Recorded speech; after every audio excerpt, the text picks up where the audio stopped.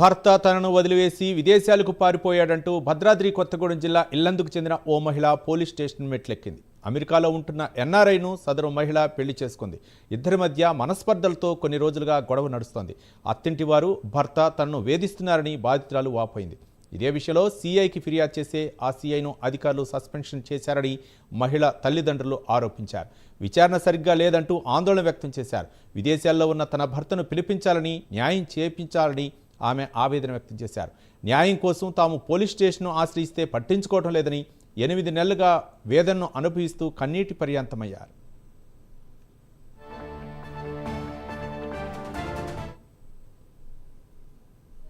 పెళ్లి చేసుకుని యూఎస్కి వెళ్ళాను. మా ఆయన అక్కడ డాలస్లో ఉంటారనమాట.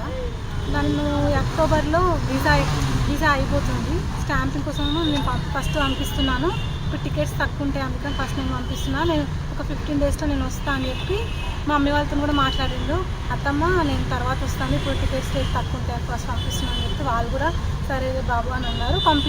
పంపించినాక ఒక 15 డేస్ వరకు ఇక సరిగ్గా మెసేజ్ రిప్లై లేదు. నాతో మాట్లాడడానికి మెసేజ్ చేసినా కూడా నాకు కొంచెం వర్క్ బిజీలో ఉన్నాను, నాకు హెల్త్ బాగాలేదని చెప్పి నన్ను అవాయిడ్ చేశాడు అనమాట.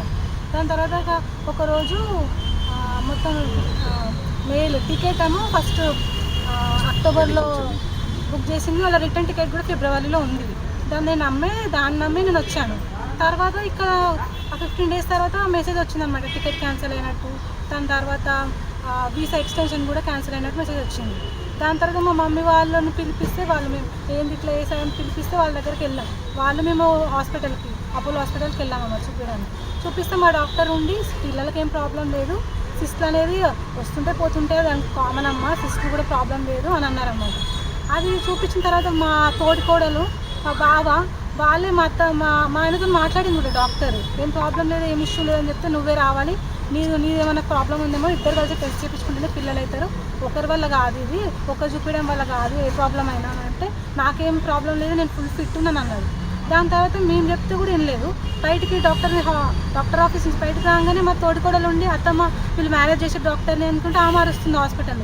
మాకేం అర్థం కాదు, మేనేజ్ చేయడం ఏంటి, మా అపోలో హాస్పిటల్ పెద్ద హెడ్ ఆమె, పెద్ద డాక్టర్ గైనకాలజిస్ట్లో, ఆమె మోసం చేసేది, ఆమె ఎందుకు మేనేజ్ చేస్తుంది అని మేము అందరం అరిచినాం అన్నమాట. మా పాపను మొన్న జూన్ 8 వరకు 2 ఇయర్స్ అయింది పెళ్లి చేసి. ఇక్కడ ఇల్లందులో ఉన్న పెళ్లి ఉపేంద్ర రెడ్డి పద్మజ గారి చిన్న అబ్బాయి ఇచ్చి పెళ్లి చేసినాము. ఇది అరేంజ్డ్ మ్యారేజ్. మాకు ఒక ఇద్దరు పెద్ద మనుషులు మా దగ్గర రిలేషన్, మా బావగారు ఇంకొక సీతారామరెడ్డి అని వాళ్ళ మీడియేటర్లతోటి పెళ్లి కుదిరించి పెళ్లి చేశారు. వాళ్ళకు ఈ మొదటి నుంచి వీళ్ళంతా కొద్దిగా ఎలిగేషన్ మనుషులు అనేది మాకు తెలియదు. వాళ్ళు ఏదో మమ్మల్ని మంచోళ్ళు అని చెప్పడం మేము నమ్మడం అయింది, పెళ్లి చేయడం అయింది.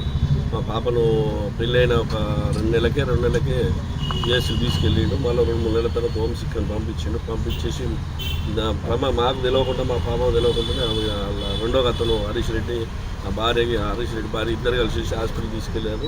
మాకు తెలియకుండా హాస్పిటల్ పోయినాక పాప కూడా తెలియదు. తర్వాత పోయి ఇట్లా అని చెప్తే సర్లే పాప మరి ఇబ్బంది ఉంది పోయి చూయించాడు అని చెప్తే చూయించారు. మళ్ళీ తర్వాత 3వ నాడు మేము పోయి మా పాపను తీసుకెళ్ళిపోతే అంతా బాగుంది, ఓకే ఉన్నది, అమ్మాయికి ఏ ఇబ్బంది లేదు, మామూలుగా మేము బాడీ టెస్ట్ చేసుకున్నాం కాబట్టి అమ్మాయిని కూడా తీసుకుపోయాం, అంత తప్ప ఏం లేదన్నారు. మళ్ళీ 1 నెలకే వాళ్ళ పెద్దన్న ఇళ్ళలో పోతుందని చెప్పేసి యూఎస్కి మళ్ళీ బుక్ చేసింది. 1 నెల 2 నెలలు ఉండని అంటే లేదు నాకు అర్జెంట్ ఉంది, మా అన్నయ్య ఇళ్ళలో పోతుంది, ఇంపార్టెంట్, మా అమ్మ నాన్న రారు, మేము కంపల్సరీ బట్టలు పెట్టాలని చెప్పేసి అమ్మమ్మలను తొందర పెట్టేసి మళ్ళీ బుక్ చేసి పోయింది. మళ్ళీ దాదాపు ఒక 8-9 నెలలు 10 నెలల కనుక అక్కడే ఉన్నారు, మంచిగా ఉన్నారు. కేవలం కావాలని చెప్పేసి వారికి వాళ్ళని క్రియేట్ చేయడం, అమ్మాయిని మతపరిచని టికెట్ బుక్ చేసి యూఎస్కి మళ్ళీ